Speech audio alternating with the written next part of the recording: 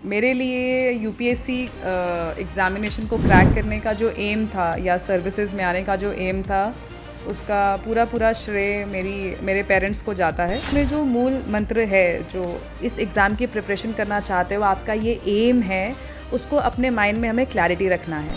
तो फेलियर का of course scope भी रहता है। If I talk about my self, I also went through failures and then only I could reach success. So that was the first experience जिसमें आप अपनी posting के बाद जो आपका काम है उसको ग्राउंड लेवल पे, रियल लेवल पे आप देखते हैं, उसके चैलेंजेस समझते हैं। अवेयरनेस इज़ द बिगेस्ट की। नमस्कार, स्वागत है आपका अनंत ज्ञान वेब टीवी में। जैसा कि आपको पता है कि आज के समय में आईपीएस और आईएएस अधिकारी बनना हर युवा का जो है सपना है, और इस सपने को पूरा करने के लिए मेहनत और मोटिवेशन बहुत ज़रूरी है। ऐसी ही एक मोटिवेशन लेकर के आज आपके समक्ष आए हैं। जी हाँ, हम बात कर रहे हैं महिला आईपीएस अधिकारी साक्षी वर्मा जी की, जिन्होंने शिमला में बतौर एएसपी रहते हुए नशे के काले कारोबारियों के नाक में दम कर दिया था और लेडी सिंघम की जो है ख्याति प्राप्त की। कुल्लू में एसपी रह चुके हैं, किन्नौर में एसपी रह चुके हैं। मैम, बहुत बहुत स्वागत करते हैं आपका अनंत ज्ञान वेब टीवी में। Thank you. मैम, ये शुरुआत कहाँ से हुई? मतलब कहाँ से ये मोटिवेशन आया कि आपने आईपीएस अधिकारी ही बनना है बचपन से? मतलब परिवार में किस तरह का सपोर्ट रहा और किस तरह का जो है ये बताएं। देखिए, जो मेरे लिए यूपीएससी एग्ज़ामिनेशन को क्रैक करने का जो एम था या सर्विसेज में आने का जो एम था, उसका पूरा श्रेय मेरे पेरेंट्स को जाता है। ख़ासकर मेरे फादर, जिन्होंने मेरे को इन सर्विसेज के बारे में एजुकेट किया, मुझे इसके बारे में बताया, और वो ही थे जिन्होंने मुझे शुरू से गाइड किया towards this examination and towards the services. हालांकि मैंने जो इसकी तैयारी है, जो इसकी प्रिपरेशन है, वो मैंने आफ्टर माय कॉलेज स्टार्ट की थी। पर जैसा आपने कहा, डेफिनेटली बचपन से माइंड में था कि यूपीएससी एग्ज़ामिनेशन की तरफ ही जाना है। एक बहुत बड़ा एग्ज़ाम होता है मैम यूपीएससी। मतलब हज़ारों में से कोई 100 बच्चे भी सिलेक्ट नहीं हो पाते इसमें। मतलब किस तरह की तैयारी रहती है? मतलब अगर किसी युवा ने अगर तैयारी करनी हो तो किस प्रकार से जो ये करें? मैं खुद एक यूपीएससी एस्पिरेंट रह चुकी हूँ एंड फॉर्चुनेटली चीज़ें क्लिक हुई एंड आई गॉट थ्रू। और इस सफ़र में अपने साथ भी काफ़ी बच्चों को, काफ़ी युवाओं को तैयारी करते देखा है। और सिलेक्शन के बाद भी क्योंकि बच्चे हमें देखते हैं, युवा आके देखते हैं कि आपने क्रैक किया है, तो वो भी गाइडेंस सीख करते हैं।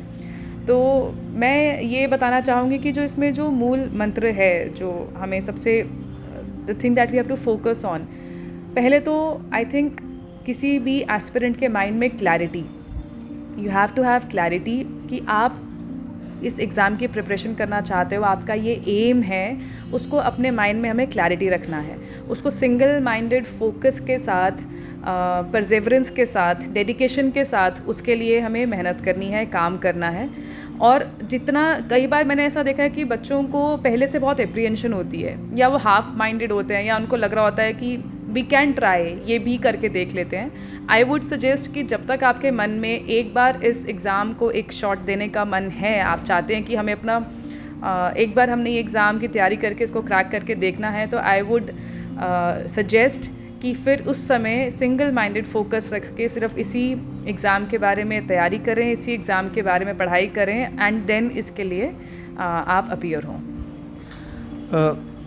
तैयारी शुरू की मैम, परिवार का जो है किस प्रकार का सहयोग रहा? मतलब एक एस्पिरेंट्स के लिए एक वो मोड होता है जब वो थोड़ा फेलियर्स जब आते हैं, तो मतलब मोटिवेशन बहुत ही डाउन हो जाता है। तो उस वक्त कैसे मतलब खुद को आगे ये करें? बिल्कुल रहता है। जैसा आपने बताया, exam is one of the toughest exams that we know, and हम जानते हैं कि इसमें बहुत एस्पिरेंट्स होते हैं, बहुत एप्लीकेंट्स होते हैं, और सीट्स लिमिटेड होती हैं, नंबर लिमिटेड होता है। तो फेलियर का ऑफ कोर्स स्कोप भी रहता है। If I talk about myself, I also went through failures and then only I could reach success. तो फेलियर्स तो आएंगे, but failure is not the end of the journey, it is just part of journey. तो हमें failures को as part of journey लेके उससे जो learnings हैं वो सीख के आगे बढ़ना है। रही बात परिवार के सपोर्ट की तो सबसे बहुत बहुत इम्पॉर्टेंट होती है। अगर मैं अपनी बात करूं तो fortunately I was so lucky to get the best support system in my family, my parents, my siblings की मुझे कभी ऐसा फील ही नहीं हुआ अगर मैंने अटेम्प्ट दिया and I didn't get through, तो मुझे कभी ऐसा फील नहीं हुआ कि मेरे ऊपर प्रेशर है कि अब मैं क्या करूँगी या मेरा क्लियर नहीं हुआ है या मुझे ऐसा लग रहा है कि my family is thinking maybe I should do something else. तो उनका मुझे बहुत ही स्ट्रॉन्ग सपोर्ट रहा एंड आई मस्ट से कि जो एस्पिरेंट्स को ऐसा सपोर्ट मिलता है फैमिली में बहुत फॉर्चुनेट होते हैं। देयर आर सर्कमस्टांसेस, लेकिन ये कोई एक कॉमन पैरामीटर नहीं है। It is very much possible कि किसी अदर एस्पिरेंट के लाइफ में because of any kind of situation, because of any kind of circumstances शायद ये सपोर्ट सिस्टम उतना स्ट्रॉन्ग ना हो, कुछ भी कारण हो सकते हैं, बहुत जेन्युइन रीजंस भी होते हैं। तो मैं यही सजेस्ट करूँगी कि फेलियर्स जैसा मैंने कहा आएंगे, लेकिन फेलियर्स से हमने रुकना नहीं है, फेलियर्स को पार्ट ऑफ जर्नी बना के आगे बढ़ना है। सपोर्ट सिस्टम अगर आपको अपनी फैमिली में if you can get support system in many ways. Sometimes मैंने ऐसे भी बहुत एस्पिरेंट्स देखे हैं जिनको अपने कलीग्स से ही, अपने साथ प्रिपेयर करने वालों से ही इतनी अच्छी सपोर्ट मिली, उनका इतना अच्छा ग्रुप बना रहा तैयारी के दौरान कि वो सब एग्ज़ाम को जो है साथ में क्रैक किए। मतलब ये कह सकते हैं कि अच्छे दोस्त और परिवार का सपोर्ट जो है सफलता में काफ़ी अहमियत रखता है। बिल्कुल डेफिनेटली। मैम बात करें जैसे आपने यूपीएससी क्रैक किया, आपने आपकी जो पहली पोस्टिंग हुई उसके बारे में थोड़ा सा बताएंगे। आफ्टर क्रैकिंग दी एग्ज़ाम जो हमारी ट्रेनिंग होती है, अगर हम इंडियन पुलिस सर्विस की बात करें तो ट्रेनिंग हमारी नेशनल पुलिस एकेडमी हैदराबाद में रहती है, which is almost 2 years process, जिसमें हम अपनी वहाँ पे ट्रेनिंग करते हैं। उसके बाद हमारी पोस्टिंग रहती है, we are allotted a cadre, एक स्टेट जिसको हम कैडर बोलते हैं वो हमें अलॉट होता है। तो I was allotted to Himachal cadre and यहाँ पे आके मेरी पहली पोस्टिंग रही थी as ASP Shimla. So that was the first experience जिसमें आप अपनी पोस्टिंग के बाद जो आपका काम है उसको ग्राउंड लेवल पे, रियल लेवल पे आप देखते हैं, उसके चैलेंजेस समझते हैं। तो it was a great learning experience. Of course Shimla is a very busy place, it is the capital of the state, तो वहाँ के चैलेंजेस भी अलग अलग तरह के रहते हैं। और जैसा हम बात कर रहे थे अभी कि ड्रग्स का एक चैलेंज जो कॉन्स्टेंटली हम फेस कर रहे हैं, जिससे हम फाइट कर रहे हैं, दैट वाज आल्सो देयर। तो it was a very good and challenging assignment. Ma'am जो शिमला में बतौर ASP आप रहे उस वक्त जो है लेडी सिंघम की जो है अपनी ख्याति प्राप्त की, काफ़ी लोगों का जो है कहना है, तो मैम उसके बारे में थोड़ा सा बताएंगे कि मतलब किस प्रकार जो है आपने जो नशे के काले कारोबारी हैं उन पे कैसे जो है नकेल कसी। देखिए, नशे पे अगर हम नकेल कसने की बात करें तो over the years, not just during my first posting, over the years जो हमने एक्सपीरियंस किया है या जो हमने देखा है उससे it is a team effort.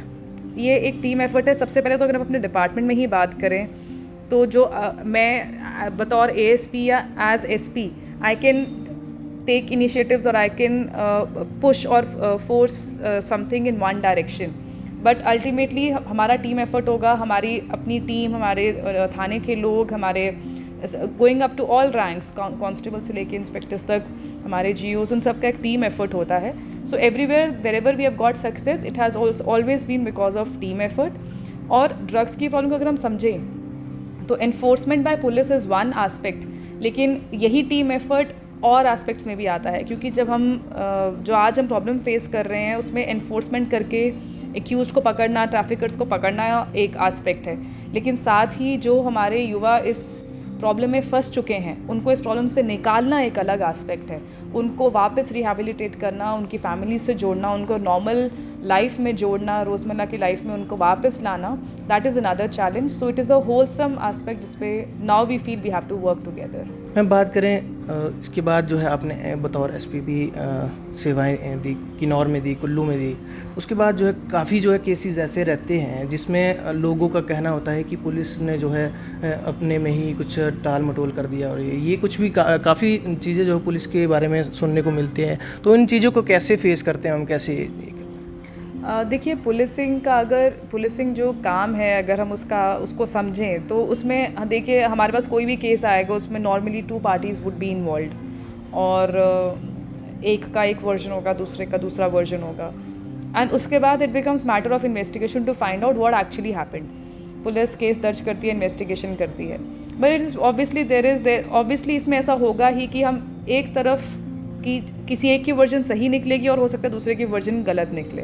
So there is a lot of scope of criticism और there is a lot of scope in which people might think कि देखिए हमने ये बताया था, आपने ये नहीं किया, क्योंकि हमारा जो काम है it is totally guided by law.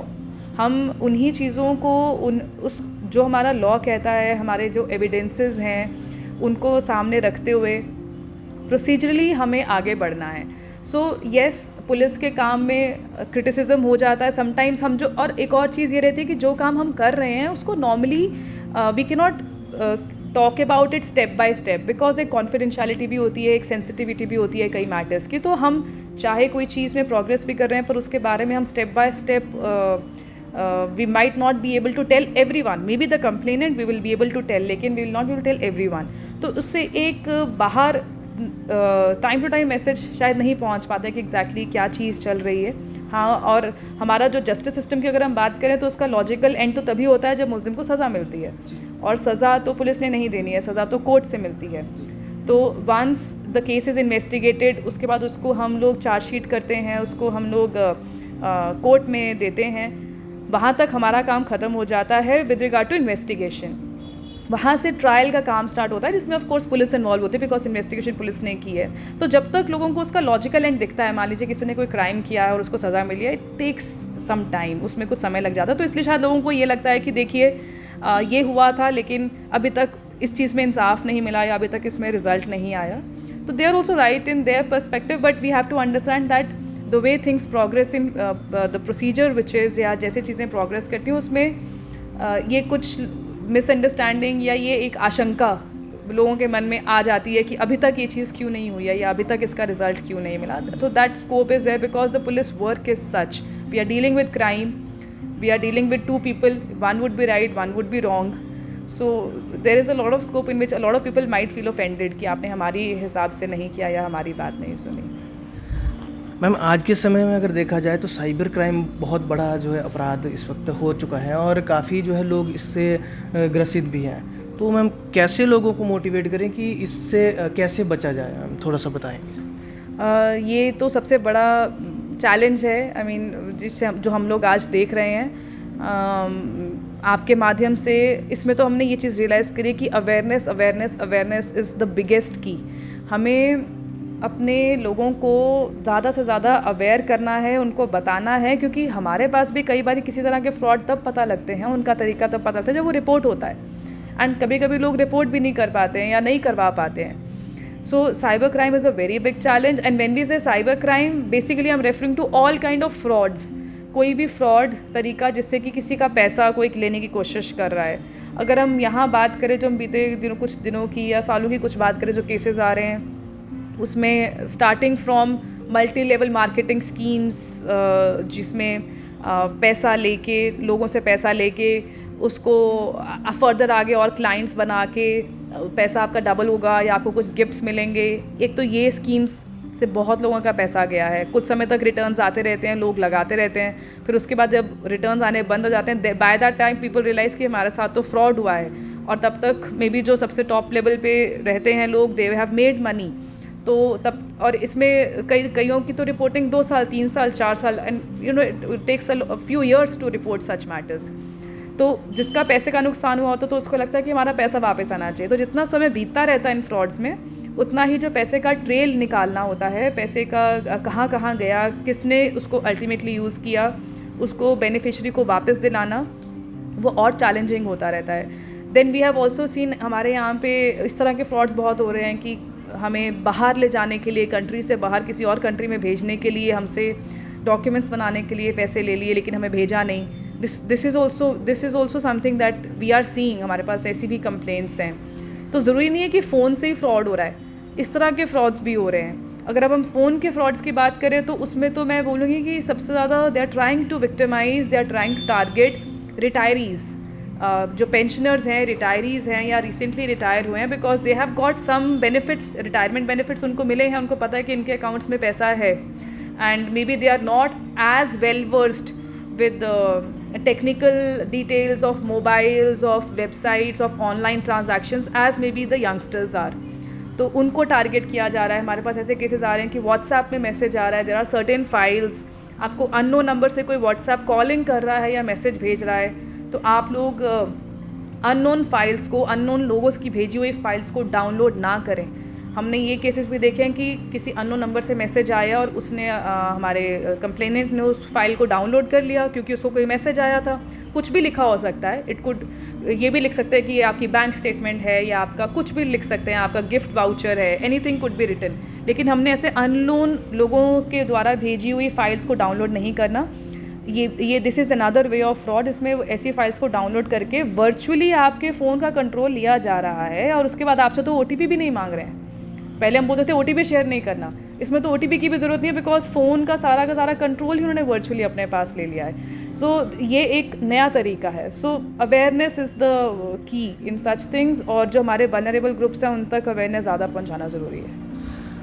Ma'am, परिवार के बारे में थोड़ा सा बताना चाहेंगे हमारे दर्शकों को, जैसे मतलब किस प्रकार का जो, क्योंकि आप अधिकारी भी हैं, ज़िले की जिम्मेदारी आपके सिर पे है, परिवार की जिम्मेदारी भी है, और घर माता पिता की भी एक ये है कि हमारे साथ मिलने आए, बैठे साथ में, तो किस प्रकार का रहता है इसको? देखिए, किसी भी एक like any other human being, any other person in any other job, obviously हमारी पर्सनल लाइफ्स भी पैरेलली चलती रहती हैं. सो मेरे जो हस्बैंड हैं, he is also an IPS officer और इस समय वो एज SP कुल्लू तैनात है. तो अभी तो फिर भी we are quite in neighbouring districts, but there have been times जब मैं किन्नौर में SP थी या मैं हिमाचल कैडर में IPS थी, तो वो केरला में थे, which is like the other end of the country. तो we have been through that time also, जब हमारी पोस्टिंग इतनी दूर थी. एंड फॉर्चुनेटली आज के टाइम में हमारी पोस्टिंग नेबरिंग डिस्ट्रिक्ट्स में है. तो साथ ही ऑफ कोर्स अपनी पेरेंट्स की तरफ हम देखें या अपने पोस्ट मैरिज लाइफ और आगे बच्चों की तरफ देखें, तो ऑफ कोर्स वो चीज़ें पैरेलली चलती रहती हैं. देयर आर सर्कमस्टांसेस जिसमें कि जैसा मैंने बताया कि मान लीजिए वो वहाँ थे, मैं यहाँ थी, तो वो ऐसे डिस्टेंसेस भी हो जाते हैं बीच में, but fortunately times become better also in which things are manageable. Ma'am, जो युवा हैं उनको आप कुछ अपनी तरफ से मोटिवेशन देना चाहेंगे कुछ? देखिए, मैं युवाओं को एक मैसेज देना चाहूँगी, चाहे हम UPSC की बात करें या हम किसी भी आपके एम की बात करें, तो जैसा मैंने आपसे पहले भी कहा कि जब हम अपने माइंड में कोई भी एम रखते हैं, कोई भी लक्ष्य रखते हैं, तो उसके लिए focus, single minded focus, Perseverance, dedication, अपना 100% देना ज़रूरी है. आप कुछ भी करें, आप उसमें अपना 100% दें.